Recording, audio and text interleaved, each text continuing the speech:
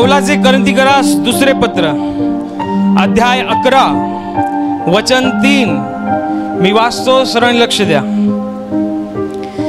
तरी जसे सापाने कपट करून हव्वेला ठकविले, तसे तुमची मने कशाने तरी बिघडून ती ख्रिस्ताविषयीचे सरळपण व शुद्धता ह्यांपासून भ्रष्ट होतील असे मला भय आहे. Hallelujah, hallelujah, hallelujah, hallelujah, hallelujah, hallelujah, hallelujah, hallelujah, hallelujah, hallelujah.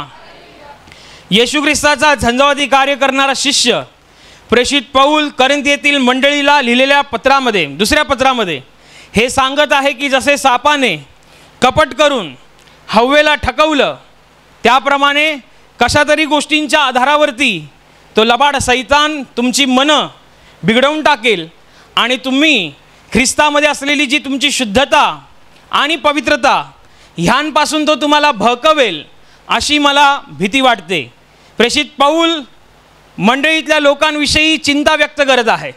प्रेषित पौलाला मंडळीची काळजी आहे आणि म्हणून तो मंडळीला पत्र लिहितो, त्यामध्ये ही गोष्ट नमूद करतो, अगदी सविस्तर आणि स्पष्टपणे सांगतो की ज्याप्रमाणे त्या सैतानाने, त्या लबाडाने जसं कपट करून हव्वेला ठकवलं होतं एदेन बागेमध्ये, त्याप्रमाणे आजसुद्धा तो काम करतो आणि तो विश्वासणाऱ्यांना बहकवतो, विश्वासणाऱ्यांना फसवतो आणि तसंच काहीतरी करून तो तुम्हाला पण फसवेल. आणि मग बायबलमध्ये लिहिलं आहे ख्रिस्ताविषयीचं असलेलं तुमचं सरळपण आणि शुद्धता ह्यांमध्ये तुम्ही सोडून द्याल अशी मला भीती वाटते. प्रेषित पौलाने हे जे पत्र लिहिलेलं ह्यामागे प्रेषित पौल अवघ्या मनुष्य जातीचा वैरी म्हणजे जो सैतान आहे, जो परमेश्वराचा सुद्धा वैरी आहे, ज्या अंधाराची ताकद आहे त्या अंधाराच्या ताकदीच्या अधिपतीला म्हणजेच सैतानाला उघड करून सांगतो आहे. सैतानाचा स्वभाव, सैतानाचा गुण, सैतानाची काम करण्याची पद्धत एका वाक्यामध्ये तो आपल्याला समजावून देत आहे. तो म्हणत आहे की ज्याप्रमाणे कपट करून, सापाने कपट करून हव्वेला ठकवलं होतं, घटना अशी आहे की परमेश्वराने हे अवघं जग स्वतःच्या शब्दाने निर्माण केलं आणि त्यावरती अधिपत्य चालवण्याकरिता परमेश्वराने स्वतःच्या प्रतिमेप्रमाणे एका मानवाला घडवलं, ज्याला मातीपासून घडवलं, जो एक निर्जीव पुतळा होता, त्याच्यामध्ये त्यांनी जीवनाचा श्वास फुंकला आणि मग तो जीवधारी झाला. आणि मग त्यानंतर तो जगातला सगळ्यात पहिला पुरुष झाला आदम. आणि मग त्याला सहभागितेकरिता त्या आदमाच्या फासळीपासूनच, त्या पहिल्या पुरुषापासूनच्या छातीच्या फासळीपासूनच एका स्त्रीला बनवण्यात आलं. ती होती पहिली स्त्री एवा. ह्या दोघांना देवाने एदेन बागेत ठेवलं होतं. एदेन बाग सर्व बाजूनी परिपूर्ण होती, सुसंपन्न होती. आणि मग परमेश्वराने आपल्या ह्या दोन माणसांना, जगातले जे सगळे पहिले स्त्री पुरुष होते, ह्यांना आशीर्वादित दिला की बहुगुणित व्हा, फलद्रूप व्हा आणि पृथ्वी व्यापून टाका. आणि मग हे दोघं एदेन बागेमध्ये वावरायचे, एदेन बागेमध्ये राहायचे. इतकंच नव्हे तर परमेश्वराने त्यांना सांगितलं होतं की एदेन बागेमध्ये जी काही झाडं तुम्हाला दिसत आहेत, जी काही फळं तुम्हाला दिसत आहेत, ती यथेच्छा तुम्ही खा. म्हणजे त्यावेळेला घाम गाळून अन्न कमवण्याचं काही नव्हतं. परमेश्वराने असंच आशीर्वादित केलं होतं. आणि मग त्यांना सांगितलं की तुम्ही या बागेतल्या झाडाची जी फळं आहेत ती तुम्ही यथेच्छा खा, हवी तेवढी खा, कधी पण खा. पण ह्या एदेन बागेच्या मधोमध जे झाड आहे, ज्याला बऱ्या वाईटाचं ज्ञान करून देणारं झाड म्हणतात, त्या झाडाचं फळ मात्र तुम्ही खाऊ नका. एवढीच काही ती आज्ञा देवाने पहिल्या स्त्री पुरुषांना दिली होती. सगळं काही व्यवस्थित चाललं होतं. आणि मग परमेश्वर रोज त्यांच्याशी भेटायचा, त्यांच्याशी बोलायचा, त्यांचं काहीतरी जाणून घ्यायचा. आणि मग ही दोघं स्त्री पुरुष त्या बागेमध्ये, जी देवानी बाग बनवली होती ती या पृथ्वीवरच्या बागेनुसार नव्हे, ती तर काहीतरी आगळी वेगळीच होती. आणि मग ते फिरून फिरून फिरून सगळं काही देवाने बनवलेल्या गोष्टींचा आनंद व आस्वाद घेत होते. आणि एक वेळ अशी घडते ज्याच्याविषयी बायबलमध्ये नमूद केलं गेलेलं आहे की एव्हा त्या बऱ्या वाईटाचं ज्ञान करून देणाऱ्या झाडाच्या आजूबाजूला कुठेतरी उभी होती. तेवढ्यात तिकडे अवघ्या मनुष्य जातीचा वैरी सैतान सापाच्या रूपात तिकडे आला. आणि एव्हा तिकडेच होती ती पहिली स्त्री.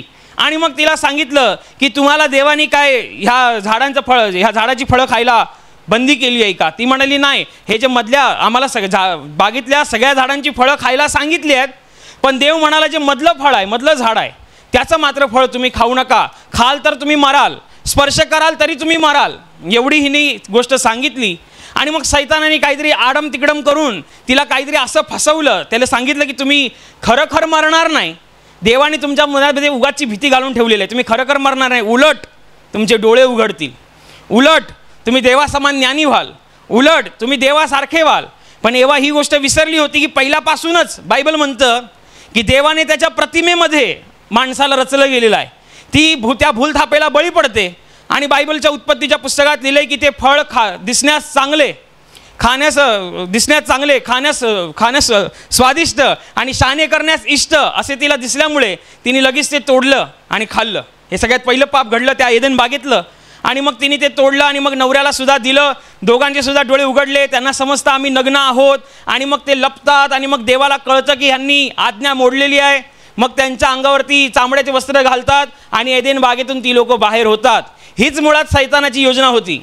देवाच्या सहभागितेमधून माणसाला बाहेर कसं काढायचं ह्याविषयी सैतान योजना आखत असतो. ह्याविषयी सैतान रात्रंदिवस प्रयत्न करत असतो. तो सुरुवातीपासूनच, बायबल म्हणतो तो सुरुवातीपासूनच मनुष्य घातक होता. माणसाचा घात कसा करायचा, त्याच्या आत्म्याचा, त्याच्या जीवनाचा घात कसा करायचा ह्याविषयी तो सतत क्रियाशील असतो. त्याचं नेहमी ते असतं, तो सुरुवातीपासून आहे. तो आत्ता आपण जे विश्वासणारे आहोत ते आपल्या मागे तो हात धुवून लागलेला आहे असातला भाग नव्हे. ह्या जगामध्ये सगळ्यात पहिला जेव्हा पुरुष घडला, सगळ्यात पहिली स्त्री घडली, सगळ्यात पहिलं जोडपं आलं, त्या काळापासून तो अजूनपर्यंत हात धुवून आहे. आणि म्हणून प्रेषित पौल विश्वासणाऱ्या लोकांना, जे देवावरती विश्वास ठेवतात, येशूवरती विश्वास ठेवतात, त्यांना सांगतोय की पहा, जसं सापाने कपटाने हव्वेला ठकवलं तसं तो तुमची मने कशाने तरी बिघडवून तुम्हाला ख्रिस्ताविषयीचं सरळपण आणि शुद्धता ह्याविषयी तो भ्रष्ट करील. ह्याच्याविषयी मला भीती वाटते. आता इकडे जो कपटी शब्द लिहिलेला आहे हा खरं म्हणजे मराठी भाषांतरमधला एक थोडंसं चुकीचं तिकडे लिहिलेलं आहे. म्हणजे कपटी शब्द ह्याविषयी हिंदीमध्ये चांगला शब्द आहे. सांप ने बडी चतुराई से हवा को फसाया. चतुराई इकडे कपट शब्द वापरलेला आहे. इंग्लिशमध्ये आहे कनिंग आणि इब्राणी भाषेमध्ये पण वेगळा शब्द आहे. त्याचा अर्थ असं होतं चतुराईने, चलाखीने, अत्यंत हुशारीने सैतानाने हवेला ठकवलं. विचार करा, जी स्त्री तिला जेव्हा सांगण्यात आलं की या झाडाच्या विषयी तुला काय सांगण्यात आलंय, तुझी काय आज्ञा आहे, देवाने आज्ञा दिली होती की फळ खाऊ नका, पण तिच्या मनामध्ये कितपर्यंत भीती होती की फळ पण खायचं नाही आणि स्पर्श पण करायचा नाही, स्पर्श केलं तरी आम्ही मरणार. एवढं तिच्या डोक्यामध्ये हे गणित फिक्स असताना सुद्धा सैतान काहीतरी आकडम तिकडम सांगतो आणि ती थेट ते फळ काढते. जी स्पर्श करायला सुद्धा मागे पुढे बघत होती किंवा स्पर्श करण्याविषयी वर्जता दाखवत होती, ती स्त्री सैतानाच्या भूलथापांना बळी पडून ते फळ तोडते, ज्याला ती हात लावायला पण घाबरत होती. मग सैतान एवढा चालाक दिमागाचा आहे. इकडे कपटी शब्द वापरलाय पण चांगला साजेसा शब्द आहे चलाखीने. हिंदीमधला चांगला शब्द आहे चतुराई से. अत्यंत चतुरतेने, अत्यंत चलाखीने सैतान भडकवण्याचं काम करतो. अत्यंत चलाखीने सैतान काय फितवण्याचं काम करतो. एवढं तो डोकं लावतोय, कसं तरी करून मी विश्वासणाऱ्यांना बाहेर काढेन, कसं तरी करून मी देवाच्या कृपेतून यांना बाहेर काढेन, कसं तरी करून मी यांना देवाविषयी शंका बाळगायला लावेन. हे सैतानाचं काम असतं आणि रात्रंदिवस तो या कामामध्ये व्यस्त आहे. आणि तो काम करताना कसा काम करतोय, तो लेच्यापेच्यानी काम नाही करत आहे. तो कसा करतोय, चतुराईने काम करतोय, चलाखीने काम करतोय. काय करायला, तुम्हाला बाहेर काढायला, विश्वास तुमचा संपवायला, विश्वासाच्या प्रवासातून बाहेर काढायला, पुन्हा एकदा तुम्हाला पापाच्या जोखडाखाली जुंपवायला, पुन्हा एकदा तो तुम्हाला नरकासाठी पात्र करायला तो चतुराईने काम करतोय, चलाखीने. प्रेषित पौल म्हणतोय जसं जसं सापाने कपट करून हव्वेला ठकवलं, तसा आज तो कित्येकांना ठकवण्याच्या प्रयत्नात आहे, कित्येकांना ठकवण्याच्या बेतात आहे. आणि म्हणून त्याच्या त्या कुठल्या तरी बहाण्याने तुम्ही जे तुमचा विश्वास आहे, तुम्ही जे येशूला प्रभू मानता, ते तुम्ही ख्रिस्तावरचं तुमचं सरळपण म्हणजे ख्रिस्ताच्या जीवनामध्ये आलात, विश्वासात आलात की तुम्ही सरळपणाने जगताय, पाप सोडलेला आहे, देवाला आवडेल असं जगताय. आणि एवढंच नव्हे तर शुद्धतेमध्ये स्वतःचं जीवन ठेवताय की जे पहिलं तुम्ही करत होतात ते आता ख्रिस्तामध्ये आल्यानंतर तुम्ही करत नाही. ती अंधाराची कामं, ती पापाची कामं ती आता तुम्ही करत नाहीत, म्हणजे तुम्ही शुद्धतेमध्ये आलेला आहात. पण सैतान शांत नाही बसणार. तो अशासाठी काम करतोय की तुमचा हृदयात जो विश्वास आहे तो निघून जावा. म्हणून प्रेषित पौल म्हणतोय की त्यांनी कुठल्या तरी बहाण्याने चतुराई करून किंवा चलाखी करून त्याने तुम्हाला भडकवू नये. विचार करा, तो तुम्हाला बाहेर काढण्यासाठी चतुराई दाखवतोय. तो तुमचा विश्वास संपवण्यासाठी चलाकी दाखवतोय, तो तुमचा विश्वासातून तुम्हाला बाहेर काढण्यासाठी तो अगदी तरबेजतेने काम करतोय. मग आम्ही जे विश्वासणारी लोक ते विश्वासात ठाम राहिला, आम्ही कोणत्या पद्धतीने काम करतोय? तुम्हाला माहिती आहे आपलं झगडणं रक्तमांसांबरोबर नाही आहे. जो दृश्य स्वरूपात माणूस दिसतो तो आपला शत्रू नाही आहे. आपला शत्रू तर सैतान आहे, जो रक्तमांसात दिसत नाही. तो आकाशातील दुरात्मा आहे, तो सत्ताधिकारी आहे, तो या सध्याच्या काळोखातील अधिपती आहे. त्याच्याबरोबर तुम्हाला फाईट करायची आहे. आणि तो चलाखीने भरलेला माणूस आहे किंवा तो चतुराईने काम करणारा माणूस आहे. मग त्याचा विरोध करताना, त्याच्याशी युद्ध करताना तुम्हाला त्याच्यापेक्षा जास्त चलाक असायला हवं. कारण जर तुम्हाला समीकरण इथपर्यंत सांगतं, जगाचं समीकरण असं आहे की जर तुम्हाला समोरच्याशी युद्ध जिंकायचं आहे तर समोरच्यापेक्षा एक पाऊल तुम्हाला पुढचं योजावं लागतं. तर तुम्ही काय करताय? तुम्हाला तुमच्या विश्वासाच्या प्रवासातून बाहेर काढण्यासाठी, तुमच्या हृदयातला विश्वास संपवण्यासाठी, देवावरच्या सामर्थ्यावरती आणि वचनावरती शंका घेण्यासाठी तो रात्रंदिवस लागलाय कामाला. रात्रंदिवस तो चलाखी करतोय, रात्रंदिवस तो चतुराईने जगतोय. कसं तरी हिला बाहेर काढायचं, कसं तरी याला बाहेर काढायचं. मग तुम्ही स्वतःला विश्वासात ठेवण्यासाठी तुम्ही चलाखीने काम करताय की तुम्ही लेचेपेचे राहिलेला, ते तुमच्यावरती आहे. तुम्हाला जर समोरच्याशी युद्ध जिंकायचं तर एक पाऊल त्याच्या पुढे चालायचं. पण ध्यानात घ्या, किती काही झालं, सैतानाची किती चलाखी जरी असली तरी योहानाच्या पत्रात लिहिलेला आहे, जगात जो आहे त्याच्यापेक्षा तुमच्यात जो आहे तो सगळ्यात मोठा आहे, तोच पवित्र आत्मा आहे. पण होणार कसं? जर तुम्ही पवित्र आत्म्याचं ऐकलंच नाही, तुम्ही ते युद्ध जिंकू शकत नाही. एवढा तो लबाड माणूस आहे, एवढा तो चलाखीने भरलेला माणूस आहे की कधी कसंही कुठेही फसवेल. विश्वासणाऱ्या लोकांना फसवण्यासाठी तो तडजोड करत, विश्वासणाऱ्या लोकांना फसवण्यासाठी तो अत्यंत क्रियाशील आहे.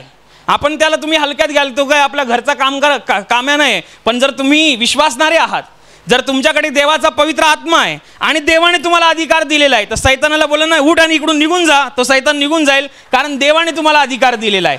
पण ह्याच्यामध्ये एक अपवाद आहे. तो अपवाद असा आहे की तुमचा विश्वास किती, तुम्ही चलाखीने काम करताय का? तो रात्रंदिवस प्रयत्नशील आहे.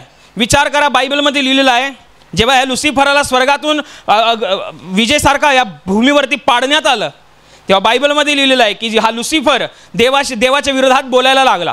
तो देवदूत होता पहिला, नंतर तो पतित देवदूत झाला. हा देवाच्या विरोधात त्यांनी बंड पुकारलं, परंतु बायबलमध्ये असंही लिहिलेलं आहे की देवाच्या समोर जे नित्य देवदूत राहतात त्यांना सुद्धा त्याने बहकवलं, त्यांना सुद्धा त्यांनी चतुराईने काहीतरी फितवलं आणि ते सुद्धा देवाच्या विरोधात बंड करायला लागले. मग देवाने त्या लुसिफराला सुद्धा आणि त्याच्यासोबत बंड करणाऱ्या देवदूतांना सुद्धा या भूमीवरती खाली पाडून टाकलं. विचार करा, जे देवदूत देवासमोर नित्य राहतात त्यांना सुद्धा त्याने फसवलं. म्हणजे एवढा तो चलाखीने भरलेला आहे. म्हणून तो ती चलाखी तुम्हाला पाडण्यासाठी, तुमचं पतन करण्यासाठी, तुमचा विश्वास नष्ट करण्यासाठी तो वापरतोय. मग तुम्हाला कसं राहायला पाहिजे? त्याच्यापेक्षा एक पाऊल पुढे तो चलाखीने काम करतो. रात्रंदिवस त्याचं चालू असतं, काय करायला पाहिजे मी, कसं करायला पाहिजे मी. बायबलमध्ये लिहिलेलं आहे, येशू ख्रिस्त जेव्हा 40 दिवस 40 रात्र उपवास प्रार्थनेत होऊन गेला, त्यानंतर त्याला भूक लागली आणि मग येशू अभयारण्यामध्ये होता. तेवढ्यात सैतानाला तिकडे एक चांगला मोका भेटला आणि तो मोका भेटल्यानंतर सैतान सापाच्या रूपात जसं येवेला फसवायला आला होता तसं येशूला पण फसवण्यासाठी तो आला होता. आणि त्यांनी म्हणालं की जर तू देवाचा पुत्र असशील तर या धोंड्यांना आज्ञा कर की भाकर होऊ दे म्हणून. आता येशूला तर भूक लागलेली, दुसरा तिसरा कोणी असतं तर त्यांनी डायरेक्ट आज्ञाच केली असती, मला चॅलेंज, ओपन चॅलेंज. पण येशूने ते काही केलं नाही, कारण येशूला माहिती होतं मी आता जेवढा आत्म्यातून जाऊन आलेलो आहे, माझं लक्ष शारीरिकतेकडे वळवण्यासाठी, मला आत्म्यातून डायरेक्ट शारीरिकतेमध्ये घेण्यासाठी हा हे फितवतोय, हा काहीतरी मला चॅलेंज करतोय. ह्याच्या भूलथापांना आपण बळी पडायचं नाही. उलट बायबलमध्ये लिहिलं आहे, येशू म्हणाला मनुष्य केवळ भाकरीने नव्हे तर परमेश्वराच्या मुखातून निघणाऱ्या प्रत्येक वचनाने जगेल. सैतान सोडून गेला, सैतान तिकडनं निघून गेला. का? कारण येशूला माहिती होतं हा मला चॅलेंज करत नाही आहे, हा उलट माझी आत्मिकता कमी करायला आलेला आहे. हा मी जे 40 दिवस 40 रात्र देवाच्या सानिध्यात राहिलो ते मला शारीरिकतेकडे वळवण्यासाठी आलेलं आहे. म्हणून येशूने ते चॅलेंज घेतलं नाही. अशातला भाग नाही की येशू ते करू शकत नव्हता, तो करू शकत होता, पण तुझ्या सांगण्यानी नाही. बायबलमध्ये दुसरं पण असंच एक उदाहरण होतं की येशूला मंदिराच्या टोकावरती उभं केलं आणि मग देवदूत जो लबाड धूर्त सैतान जो लबाड आणि धूर्त, त्यांनी सांगितलं की खाली उडी मार, तू जर देवाचा पुत्र आहेस तर तुझ्याविषयी अशी आज्ञा आहे की ते देव आपल्या देवदूतांना आज्ञा करील आणि तुझा पाय धोंड्यावरती आपटण्या अगोदर ते तुला आपल्या हातात झेलून धरतील. तुम्हाला माहिती आहे हे वचन खरोखर बायबलमध्ये लिहिलेलं आहे. हे खरोखरच देव आपल्या लोकांविषयी, आपल्या मुलाविषयी बोललेलं आहे. तर मग येशू म्हणाला बोललेलं आहे ना, मग मी मारतो उडी. नाही मारली त्यांनी, कारण तो म्हणाला परमेश्वर जो तुझा देव, त्याची परीक्षा पाहू नको. सैतान त्याच वेळेला त्याला सोडून निघून गेला. ही येशूकडे चतुराई होती. मग सैतान असा कितीतरी पद्धतीने आपल्याला फसवण्यासाठी येतो, कोणत्या ना कोणत्या माध्यमातून तो फसवण्यासाठी येतो. त्याची चालाखी तुम्हाला पकडता आली पाहिजे. ती कशी पकडता येणार? पवित्र आत्म्याच्या सानिध्यात राहून.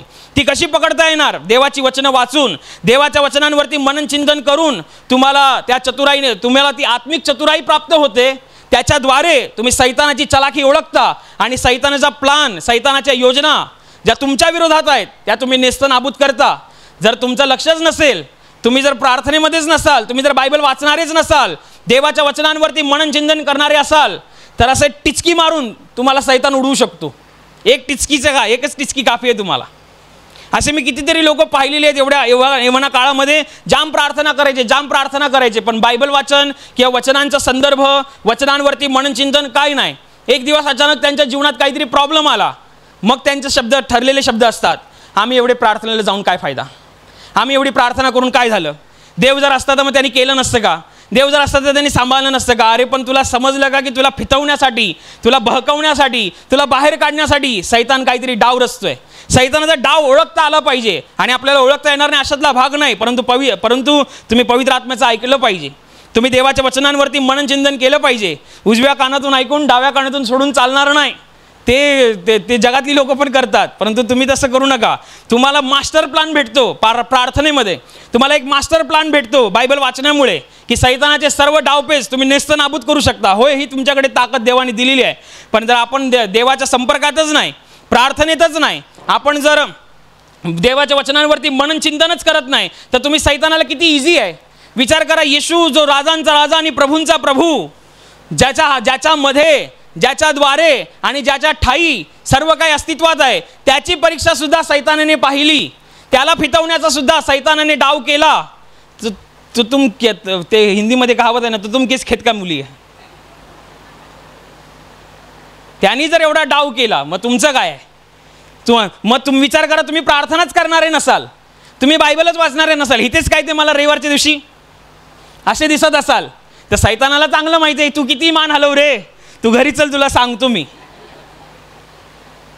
तू किती मान हलव, तू घरी चल, माझा ऐकतो आणि मला सांगतो काय, मी तुला पाप करायला सांगतो, तू पाप करतो, आणि मला इकडे मान हलवतो, तू चल घरी. आणि मग घरी गेल्यानंतर मग किती लोक म्हणतात माझं कंबर अचानक दुखायला कशी काय लागली काय माहिती. तो सैतान तुम्हाला चिमकुटा काढत असेल, तिकडे लय मोठं झाड. ध्यानात घ्या, पापात राहून सैतानाशी पंगा घेऊ नका, कारण पापात राहिल्यामुळे आपण सैतानाचे गुलाम असतो, तो बॉस असतो. परंतु जेव्हा आपण देवाच्या रक्ताखाली, म्हणजे येशूच्या रक्ताखाली येतो, तेव्हा देव आपला बॉस असतो आणि सैतान आपला गुलाम असतो, आपला नोकर असतो. तुम्हाला तेवढी ताकद दिलेली आहे, पण आम्ही ती ताकद वापरतच नाही, आम्ही चलाखी दाखवतच नाही आहे. सैतान तुम्हाला पाडण्यासाठी चलाखीने वागतोय. रोज सकाळी उठल्यापासून तुम्ही झोपता जरी, तो झोपत पण नाही. काय उद्या करू असं की ह्याला मी विश्वासातून बाहेर काढेन, काय असं याच्या जीवनामध्ये मी असं संकट आणू की ह्याला विश्वासातून बाहेर काढेन. तुम्ही सैतानाचा डाव ओळखलात तर तुम्ही भडकणार नाही. तुम्ही सैतानाची चतुराई ओळखलात तर सैतानाचा प्लान जो तुमच्या घराण्याच्या विरोधात आहे तो कधी सक्सेस होणार नाही. तो ओळखता आला पाहिजे. एकदा येशू ख्रिस्त एका घरामध्ये आमंत्रित होता जेवणासाठी, आणि बरेच लोक तिकडे हजर होते. आणि मग तिकडे एक स्त्री येते आणि सगळ्यात महागडं अत्तर ती येशूसाठी वापरते, येशूला ती लावते, येशूसाठी ती अर्पण करते. ते सबंध घर सुवासाने भरून जातं, चांगला सुगंध असतो तो.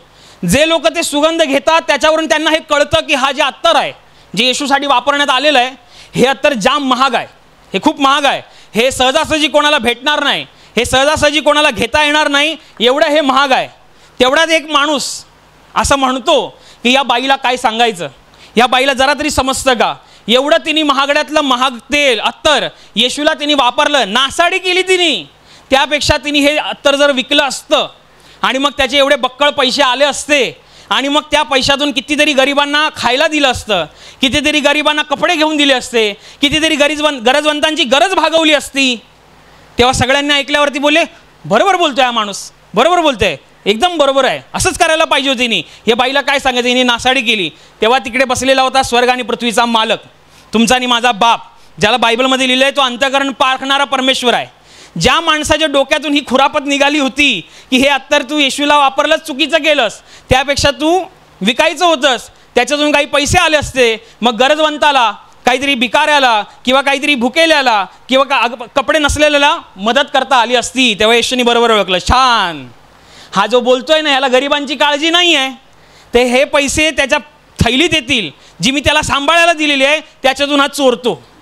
येशूला बरोबर माहिती होतं, मग अधिकचं मला काहीतरी चोरायला मिळेल, अधिकची काहीतरी इन्कम होईल, वरची कमाई, अधिकची वरची मग खालची जे काय असेल ते कमाई मला मिळेल, असा त्याचा डाव होता. तेव्हा येशू म्हणाला, बाबा ह्या बाईने चांगलं काम केलेलं आहे, जिकडे जिकडे सुवार्ता सांगितली जाईल तिकडे तिकडे हिने जे माझ्यासाठी केलेलं आहे ते तिच्या स्मरणार्थ सांगण्यात येईल. विषयच संपला, जागच्या जागी विषय संपला. म्हणजे आत्मिकरित्या तोंडात मारल्यासारखं झालं सगळ्यांच्या. सगळे जे हा करणारे होते त्यांची पण तोंड बंद. त्यांना समजलं, अरे बापरे, प्रभू बोलते म्हणजे काहीतरी आहे, ह्याला काही गरिबांची काळजी आहे म्हणून नव्हे, ह्याला काहीतरी चोरायला पाहिजे. येशूने वेळीच डाव ओळखला, वेळीच त्यांनी वेळीच डाव सैतानाचा ओळखला आणि मग येशूने तिकडेच त्या डावाला नेस्त नाबूद केलं. का? कारण येशू अंतःकरण पारखणार आहे. येशूकडे जो आत्मा आहे तो आत्मा तो तुम्हाला दिलेला आहे, तो मला दिलेला आहे. मग देवाची ही इच्छा आहे की जसं मी एवढा सतर्कतेने राहतो तसं तुम्ही पण सतर्कतेने राहा. प्रेषित पौल म्हणतोय की जसं सापाने कपट करून हव्वेला ठकवलं तसं तो तुमची मने कशाने तरी बिघडवून ख्रिस्तामध्ये असलेलं तुमचं सरळपण आणि शुद्धता ह्याविषयी तुम्हाला भ्रष्ट करील असं मला भय वाटतं. असं होतं, कित्येक वेळेला असं होतं. एखादी तुमच्या प्रार्थनेला उत्तर आलं नाही की सैतान त्याच वेळेला तिकडे येतो, काय फायदा तुझा जाऊन.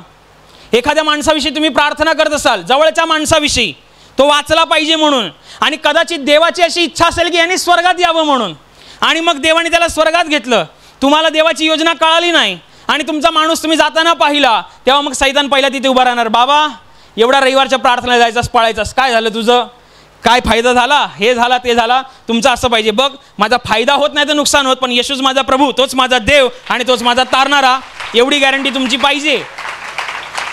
पण लोक बहकतात, लोक थकतात, लोक त्याला भूलथापाला बळी पडतात. जशी ती एवा पडली, जी एवा स्पर्श करायला घाबरत होती, जी एवा स्पर्श करण्याविषयीच्या विरोधात होती, ती एवा फळ काढून खाते. म्हणजे किती त्यांनी चालाखीने तिला भकवलं असेल बघा.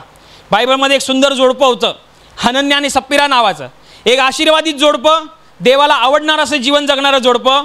ह्या दोघांनी नवरा बायकोने असा विचार केला की आपण देवाच्या कार्यासाठी दान द्यायचं. मग आपल्याकडे काय आहे, जमीन आहे, जमीन आपण विकायची आणि जे काही विकलेले पैसे येतील ते आपण देवाच्या कार्याला दान द्यायचे. ह्या दोघांचं ठरलं. ठरल्याप्रमाणे यांनी काम पण केलं.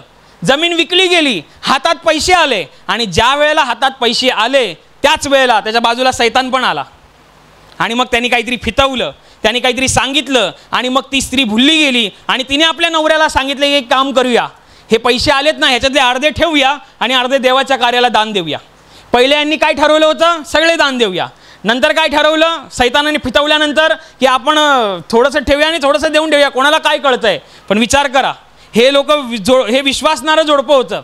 त्यावेळेला त्यांना हलवण्यासाठी सैतान त्यावेळेला कोणत्याही वेळेला कोणत्याही क्षणी तो तुमच्याकडे येईल, तुम्हाला फसवण्यासाठी, तुम्हाला ठकवण्यासाठी, विश्वासातून तुम्हाला बाहेर काढण्यासाठी. कारण तो रात्रंदिवस त्याचं चालू आहे, रात्रंदिवस तो त्या कामामध्ये आहे, चतुराई दाखवतोय तो अत्यंत चलाखीने की काय करू. बायबलमध्ये एका ठिकाणी येशू ख्रिस्त म्हणाला, चोर येतो तो केवळ चोरी व घात कराव्यास येतो. आता चोर जो येतो, आता लेचा पेचा असेल तो कधी पण जाईल, परंतु जो चालाक चोर असतो तो सगळा अभ्यास करून जातो. किती माणसं राहतात, कोण घरी असतं, कोण कामावर असतं, कामावरनं कधी येतं, मग कडी लावतात की नाही लावत, सगळं काय अभ्यास करून घेतो. रेकी बोलतात त्याला. सगळं काय अभ्यास करतो आणि मग जाऊन चोरी करतो. एवढा चलाकी दाखवतो तो त्याच्यामध्ये. तसा तो सैतान आहे. येशू ख्रिस्त सैतानाला चोर म्हणतोय. तो सैतान सुद्धा माणसाच्या जीवनातून आशीर्वाद आणि शांती चोरण्यासाठी आणि त्या माणसाच्या आत्म्याचा, त्याच्या विश्वासाचा घात करण्यासाठी येतो. मग आता तो येतो तर डोकं लावूनच येणार. तो एवढा चतुराईने काम करतोय, तो एवढं अगदी तल्लीनतीने, मन लावून बोलतात ना, मन लावून, तो मन लावून काम करतोय तुम्हाला बाहेर काढण्यासाठी. तुम्ही किती मन लावून काम करताय मला स्थिर राहण्यासाठी. चलाकी कुठे दाखवताय तुम्ही आपली चतुराई कुठे दाखवताय. त्या माणसं चतुराई कुठे दाखवतात तुम्हाला माहिती आहे. ते स्कीम असते ना, 25 दिन में पैसा डबल, त्याच्यात डोका चालतो. मग काट्याने काटा कसा काढायचा आहे त्याच्यावर डोकं चालतं. कैस कशी करायची आहे त्याच्यावरती दुनियाभराचं डोकं चालतं. सूड कसा उगवायचा आहे ते पण दुनियाभराचं डोकं चालतं. ईट का जवाब पत्थर से कैसा देना आहे ह्याच्यावरती पण डोकं चालतं. पण आत्म्याच्या बाबतीत आल्यावरती ते ब्रदर आणि सिस्टर बघून घेतील. आम्ही रविवारचं जातो ना, बस झालं. येशू जो राजांचा राजा आणि प्रभूंचा प्रभू, त्याची परीक्षा पाहण्याकरिता, त्याला फसवण्याकरिता सैतान आला होता. आणि तुम्ही प्रार्थना करणारे नसाल तर तुम्ही कसे असं टिचकी मारून तो बाहेर काढेल. तुम्ही वजन ठेवता. सैतानाला तुमची दहशत आहे, सैतान तुम्हाला घाबरतो. पण आम्ही लेचेपेचे राहून चालणार नाही. कारण बायबलमध्ये योहानाच्या पत्रात स्पष्ट लिहिलेलं आहे, जगात जो आहे त्याच्यापेक्षा तुमच्यात जो आहे तो सगळ्यात मोठा आहे, त्याच्यावरती पूर्ण विश्वास ठेवा. तो भडकवण्यासाठी जे काम करतोय त्याच्या पुढे जाऊन तुम्हाला काम करायचं आहे. तुम्हाला आपली चतुराई दाखवायची आहे, तुम्हाला आपले चलाखी दाखवायची आहे. कशामध्ये? प्रार्थना कशी वाढवू, कशामध्ये प्रार्थनेला मी नित्य कसा जाऊ, कशामध्ये देवाचं वचन वाचण्यासाठी मी कसा वेळ देऊ, मी संगती करण्यासाठी कसा वेळ देऊ, लोकांना सुवार्थ सांगण्यासाठी मी कशी आयडिया लावू, ते तुम्हाला डोकं लावायचं आहे. ते पैसे डबल होत आहेत ते होत राहतील, ते त्याच्यावरती सोडून द्या. बँक करून गेली ती तुम्ही नका जाऊ तिकडे काय करायला. परंतु तुम्हाला काय आत्म्याची इन्व्हेस्ट करता आली पाहिजे. आत्म्याला वाचवायचं आहे. तो तुमच्याच आत्म्याचा घात करण्यासाठी रात्रंदिवस मेहनत घेतोय. आणि तुम्ही तुमचा आत्मा वाचवण्यासाठी किती वेळ मेहनत घेताय? तुम्ही म्हणाल की नाही, आज मी प्रवचन ऐकलेलं आहे, आज माझा आत्मा एकदम तापलेला आहे, डोकं पण तापलेलं आहे, आणि मी जाणार घरी, मी प्रार्थना करणार. आणि मग तुम्ही जाता तावात आणि मग जाता घरी, आत्मा पेटलेला आहे, काय प्रॉब्लेम नाही आहे. आणि मग जेवण होतं. आज तर रविवार आहे, बरोबर? हा, जेवण होतं. प्रार्थनेचा आणि झोपायचा दोन्ही टाईम एकाच वेळेला येतात. तेवढ्यात पहिला सैतान उभा राहील. तू थकलेला आहेस, तू थकलेली आहेस, उद्या कर प्रार्थना, झोप आता तू. तुम्ही बोलला हां बरोबर आहे, झोपायला पाहिजे, झोपणार. असं पण करतात. अरे किती तो तुम्हाला फसवण्यासाठी एडीचोटीचा जोर लावतोय. तुम्ही काय करताय? आम्ही नाही, आम्ही उद्या आमचा. आणि तो उद्या कधीच येत नाही. तो उद्या रविवारपर्यंत कधीच येणार नाही. ध्यानात घ्या, तो टिचकी मारेल, पण तुमच्याकडे जो पवित्र आत्मा आहे, तुम्ही एक फूक मारलीत सैतान लांब पळून जाईल, कारण ती ताकद तुमच्याकडे आहे. आपला देव काही लेचापेचा देव नाही आहे. एक प्रार्थना केली तर बायबलमध्ये लिहिलेलं आहे की त्याने 4 दिवस मरून पडलेला माणूस उठला. बायबलमध्ये लिहिलेलं आहे यहोवा परमेश्वर एवढ्या ताकदीने भरलेला आहे की त्याने आपल्या लोकांना वाचवण्यासाठी, समोर समुद्र होता आणि मागे फारूचं सैन्य होतं, आणि इकडे मोशे आणि त्याच्याबरोबरती ते यहुदी लोक होती, इस्रायली लोक होती. परमेश्वराने मोशेला सांगितलं काठी मार पाण्यावर, समुद्रावरती, आणि एक काठी मारली जाते, समुद्राचे 2 तुकडे होतात आणि देवाची लोक वाचतात. असा परमेश्वराला तुम्ही मानता, असा परमेश्वर तुमचा परमेश्वर आहे. अशा परमेश्वरावरती तुम्ही विश्वास ठेवलेला आहे. तो तर पॉवरफुल आहेच, परंतु प्रश्न असा आहे की तुझा विश्वास किती आहे. कारण बायबल असं म्हणतं विश्वास बाळगणाऱ्याला सर्व काही शक्य आहे. मनुष्य विश्वास म्हणजे काय? विश्वासामध्ये तुम्हाला चालाखीने जगावं लागतं. स्पिरिच्युअलिटी तुमच्याकडे प्रॅक्टिकलिटी मागते. तुम्ही नुसतं काय बोलतात त्याला, हवेत खयाली पुलाव करून नाही चालत. मी प्रार्थनेला जातो, मी वचन ऐकतो, पण स्वतः वैयक्तिक कधी प्रार्थना केली आहे का? कुटुंबाला घेऊन कधी वैयक्तिक प्रार्थना केली आहे का? कधी कोणाला प्रार्थना सभेसाठी इथपर्यंत घेऊन आलाय का स्वतःच्या खर्चाने? कधी तुम्ही लोकांना सुवार्थ सांगितली आहे का? कधी तुम्ही देवाच्या घरचे असे म्हणून या जगात तुम्ही वावरलाय का? जर वावरला आहात तर देवाचा आत्मा तुमचा आत्मा आहे. तुम्ही जे कराल त्यामध्ये देव यश देईल. म्हणून पौल म्हणतोय की जसं सापाने कपट करून, चतुराईने, अगदी फसवेगिरी करून एवेला ठकवलं, तसं तो तुम्हाला कशा तरी बहाण्याने ख्रिस्तामधील असलेला तुमचा सरळपण आणि शुद्धता ह्याच्यावरनं तो तुम्हाला भ्रष्ट करेल. एखादा माणूस असेल आणि मग एक बंधू होता आपल्या तिकडे यायचा प्रार्थनेला, तर त्या बंधूचं असं होतं की तो माणूस फार व्यसनी होता आणि तो खूप दारू प्यायचा. त्याचं काहीतरी छातीत दुखायला लागलं, तो प्रार्थनेला आला, छातीत दुखणं बंद झालं, प्रार्थनेमध्ये तो कंटिन्यूस राहिला आणि मग त्याने ते व्यसन सोडलं 1 महिना. आणि अचानक त्याच्या जीवनामध्ये काहीतरी दुःख आलं आणि मग त्याच्यानंतर तो म्हणाला, म्हणजे तो म्हणण्यापेक्षा सैतानाने त्याला सांगितलं की एवढं तू व्यसन सोडलंस ना, काय फायदा झाला? त्यापेक्षा तू हाय तोच बरा आहेस. बायको रोज भांडते, म्हणते तू होतास तोच बरा आहेस. पहिला म्हणजे दारू पिणारा होता तोच बरा आहेस तू. असं सैतान काही ना काहीतरी करून, कसंही करून तुम्ही बाहेर पडावं, कसंही करून तुम्ही देवावरती शंका घ्यावी, कसंही करून देवाच्या वचनांवरती तुम्ही आक्षेप घ्यावा, यासाठी तो रात्रंदिवस प्रयत्न करतो. पण आपण काय करतोय? देव ह्याच्याकडे बघणार.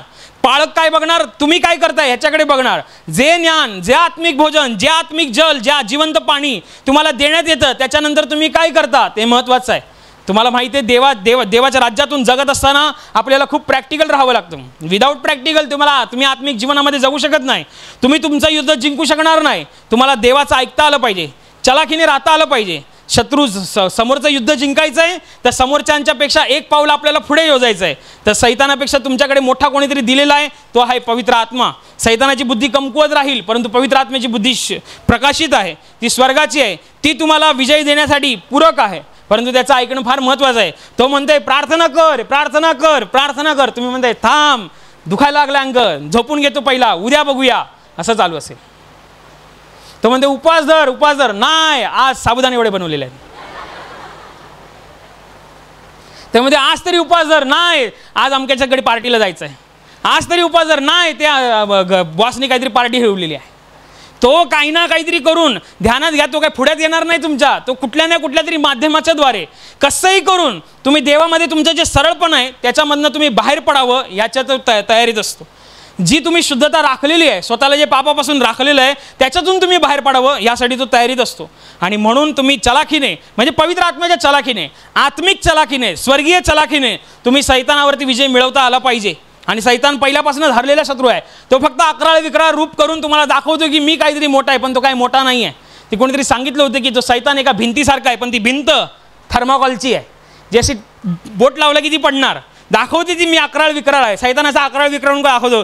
त्याला सांगा हो बाजूला, माझ्या प्रभूने क्रुसावरती प्राण दिलेला आहे, त्याच्या नावाने मी विजयशाली झालेलो आहे. पण कधी कधी जेव्हा तुम्ही देवाच्या इच्छेप्रमाणे जगतात तेव्हा. नाही तर असंच बिना देवाच्या इच्छेप्रमाणे जगता तुम्ही बोलायला जाल, तो म्हणजे इकडे आहे, इकडे काय, जा घरी. पण जर तुम्ही देवामध्ये आहात तर तुम्हाला हात लावायची पण कोणाची टाप नाही. सैतानाचे दूत, तुम्हाला माहिती आहे, जेव्हा वेळ पण थोडासा आहे पण सांगतो. सैतानाचे पौल एका अशा नगरामध्ये गेला होता जिकडे चेटुगिरी चालते. आता चेटुगिरी ती भानामती अमकं तमकं जे काय असेल ते, त्या नगरात गेला होता तो. आणि मग पौल काय करायचा, पौलाकडे अशुद्ध आत्म्याने पीडित लोक यायची. पौल म्हणायचे येशूच्या नावाने सांगतो निघून जा. अशुद्ध आत्मे धडाधड पळायचे. तेव्हा तिकडचे जे लोक चेटुगिरी करणारी लोक होती त्यांच्या डोक्यात खाज उठली की हे कसं काय, आम्ही जेव्हा अशुद्ध आत्म्याच्या केसवरती काम करतो, अमकान तमकान, हे आण ते आण, एवढा खर्च तेवढा खर्च, ही शांती ती शांती, आणि हे अफाट मोठी प्रोसिजर असते, अफाट मोठी प्रक्रिया असते. आणि हा माणूस फक्त एवढंच बोलतो येशूच्या नावाने सांगतो निघून जा, आणि अशुद्ध आत्मे निघून जातात. आपण पण हा फॉर्म्युला वापरायचा. मग कोणाला तरी तो फॉर्म्युला वापरायची एक चाणक चढते. आणि मग काय करतात, एक अशुद्ध आत्म्या पीडित असलेल्या माणसाला एका रूममध्ये घेऊन जातात. आणि ते पंचाक्षरी फिरिस्ताची 7 मुलं असतात. ते सांगतात बघ, पौल ज्या येशूची घोषणा करतो त्याची शपथ, ह्याला सोडून निघून जा. अशुद्ध आत्मा असंच बघत असेल, कारण बायबलमध्ये पुढे असं लिहिलेलं आहे की येशूला आम्ही ओळखतो, पौलाचे आम्हाला माहिती आहे, तुम्ही कोण आहे. आणि मग बायबलमध्ये लिहिलं आहे तो अशुद्ध आत्मा त्यांच्यावरती असा काही तुटून पडतो, अंगावरचे कपडे फाडून घाळ करून त्यांना त्या रूममधून बाहेर पाठवतो. नुसतं येशूचं नाव नाही, येशू नावावरचा विश्वास असेल तर स्वर्गाच्या राज्यातलं सामर्थ्य आपलं आहे आणि साक्ष आपली आहे. तुम्हाला कसं व्हायचं आहे, हे पौलासारखं व्हायचं आहे. पौल कसं म्हणजे येशूच्या नावाने सांगतो हिला सोडून निघून जा, निघून जातं. एवढी ताकद तुमच्याकडे देवाने दिलेली आहे. पण ती ताकद कधी कामी येणार, जेव्हा तुम्ही विश्वासणारे असाल. कशासारखे, पौलासारखे, त्या पंचाक्षरी फिरस्त्यांसारखे फॉर्म्युला फक्त वापरायचा, कॉपी पेस्ट करायचं, त्याच्यासारखं काम नाही. त्यांनी फक्त कॉपी करायला गेले, येशूचं नाव कॉपी करायला गेले. पौल ज्या येशूची घोषणा करतो त्याची शपथ, ह्याला सोडून निघून जा, जा निघून. नाही गेला असेल तर देवाने त्याचं वचन म्हणजे जी आत्म्याची तलवार ती तुम्हाला देवाने दिलेली आहे. मग आम्ही असं हतबल का राहावं. तुम्ही सामर्थ्यशाली परमेश्वराची प्रजा आहे, तुम्ही प्रतापशाली परमेश्वराची प्रजा आहे. तुमच्या आतून, तुमच्या चालण्यातून, वागण्यातून, उठण्यातून, बसण्यातून देवाचं सामर्थ्य बाहेर पडायला पाहिजे, तर तुम्ही देवाची माणसं आहे. म्हणून देवाच्या राज्यामध्ये देवाचं ऐकण्यासाठी आणि आत्मिक चतुराईने, आत्मिक चलाखीने आणि पवित्र आत्म्याच्या बुद्धीने आणि समजुतीने भरण्यासाठी सर्व मिळून प्रार्थना करू. Hallelujah, hallelujah, hallelujah. आणि आता प्रार्थना करण्याची वेळ आहे. प्रभू येशू म्हणाला, माझ्या नावाने तुम्ही पित्याजवळ जे काही मागाल ते तुम्हाला परमेश्वराच्या गौरवाकरिता देण्यात येईल. होय, त्याचं वचन हेच सत्य आहे. त्याचं वचन तो पूर्ण करणं जाणतो. तो आपल्या वचनांना पूर्ण करण्याचं सामर्थ्य बाळगतो. म्हणून त्याच्या वचनावर, त्याच्या सामर्थ्यावर विश्वास ठेवून आपण सर्व मिळून प्रार्थना करत आहोत. म्हणून तुमच्या ज्या भागाला आजार आहे त्या भागावर हात ठेवा. तिथे हात ठेवणं शक्य नसेल तर आपल्या छातीवर हात ठेवा. तुमच्या जीवनातील आणि शरीरातील प्रत्येक दुःख, संकट आणि आजार प्रभू येशूच्या पवित्र नावाने या क्षणाला नष्ट होत. तुमच्या जीवनातील बंधनं आणि श्राप प्रभू येशूने वाहिलेल्या त्याच्या पवित्र रक्ताद्वारे या क्षणाला तुटून जावत. तुमच्या जीवनातील समस्या आणि सैतानाचा भयावह अंधार प्रभू येशू ख्रिस्ताच्या दिव्य आणि पवित्र प्रकाशामध्ये पूर्णपणे नष्ट होत. तुमच्यावर, तुमच्या कुटुंबावर प्रभू येशू ख्रिस्ताचे महान आशीर्वाद येऊ. आमेन.